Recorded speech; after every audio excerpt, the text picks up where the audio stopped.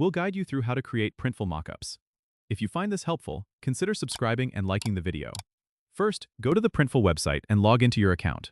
Once you're in, head over to the Mockup Generator section, which you can find in the main navigation menu. Click on it, and you'll be directed to choose a product category.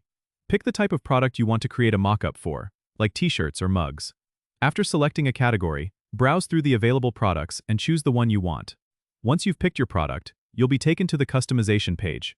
Here, you can upload your design by clicking on the Choose File button and selecting your artwork from your computer.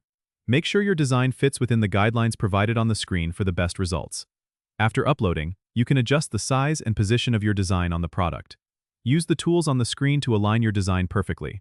If you want to preview how your design looks on different colors, use the color options available on the right side of the screen. You can also add text or additional elements if needed. Once you're satisfied with your design, click the Generate Mockups button. Printful will create a set of mockup images for your product, which you can download and use for marketing or displaying on your online store. It's a great way to visualize your products before adding them to your sales platforms. Don't forget to subscribe and comment if this helped you out.